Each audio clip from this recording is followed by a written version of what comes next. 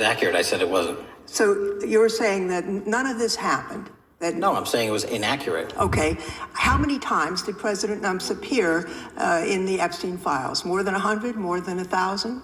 No, and what we've been able to release is what we've been legally able to release, and that is... No, that's not the question. I asked you, how many times did the president's name appear? I don't know. It's your testimony. You do not know that answer. A number of times? No. Could you tell us... All right, let's slow this down for a moment, because this exchange matters. In this hearing, Congresswoman Zoe Lofgren of California is directly questioning FBI Director Kash Patel about something extremely sensitive: the handling of Jeffrey Epstein-related files, and specifically, whether FBI resources were redirected to review and redact references connected to President Donald Trump. What makes this moment so striking is that Lofgren isn't introducing a new accusation. She's confronting Patel using his own past public statements, where he openly suggested the Epstein Black Book should be released, and that transparency should be the priority. Now she's asking a simple question. If transparency was the promise, why do multiple reports claim the opposite happened inside the FBI? And instead of broad political rhetoric, she drills down into numbers, manpower, priorities, and accountability. Exactly the kind of questioning the public expects when it comes to trust in federal law enforcement. Watch this exchange closely, because the tension here isn't partisan, it's institutional. Chair now recognizes the gentlelady from California. Thank you, Mr. Chairman. I'm concerned by reports that FBI agents have been diverted from their important work on crime and anti-terrorism to work on matters that are not critical to our safety. I'd like to play the video, the whole video. Jeffrey Epstein's Black Book? Black Book. FBI. But who? That is, I mean, there's... Oh, that's under direct control of the director of the FBI. But the Black Book, it's not just sitting, I mean, that's Hoover power times 10. And to me, that's a thing I think President Trump should run on. On day one, roll out the Black Book.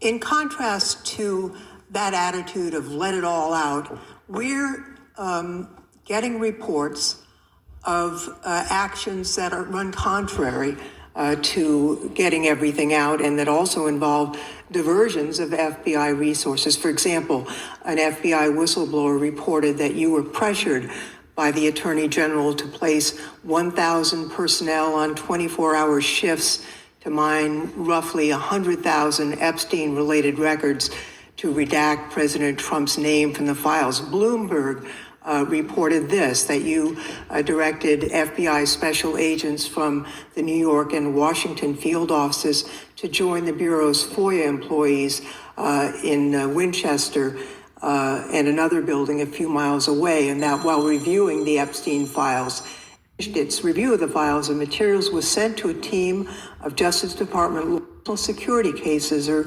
child sex trafficking cases. And are the number of agents that have been reported diverted for these purposes, is that accurate?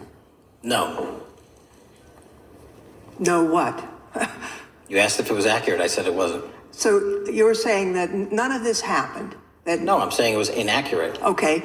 How many times did President Nymps appear in the Epstein files? More than 100? More than 1,000?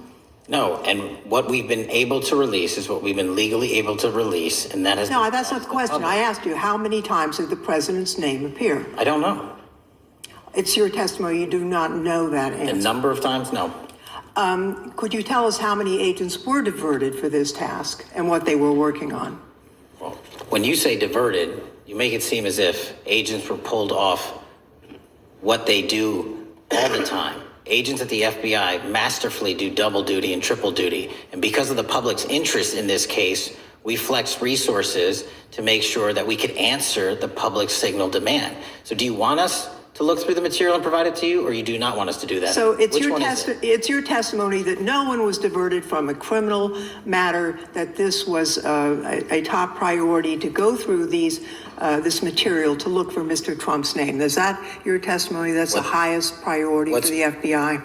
What's one of the most impressive things about the FBI leadership and the careers that are in place is that they make the decisions on who to send where on priorities and make sure the mission needs are not hurt. And that's what happened here.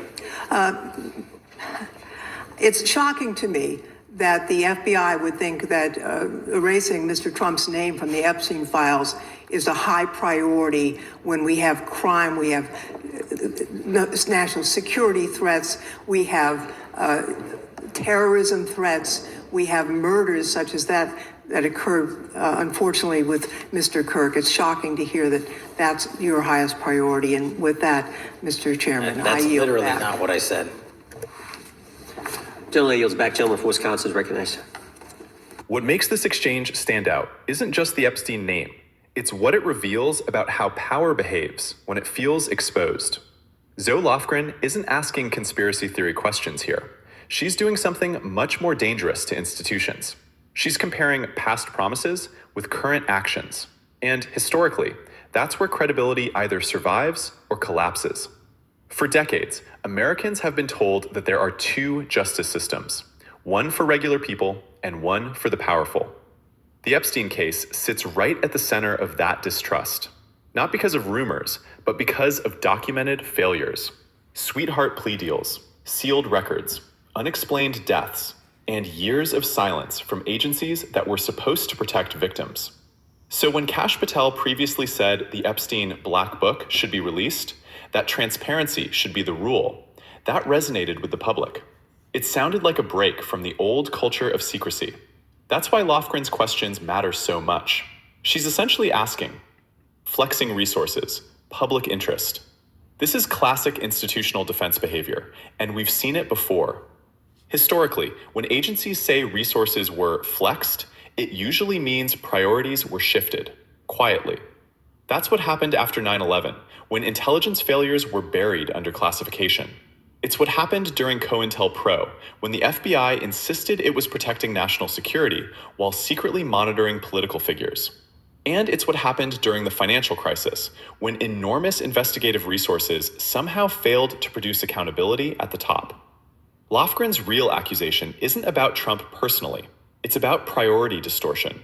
She's asking whether reviewing documents to avoid political embarrassment became more urgent than stopping violent crime, terrorism, or child exploitation.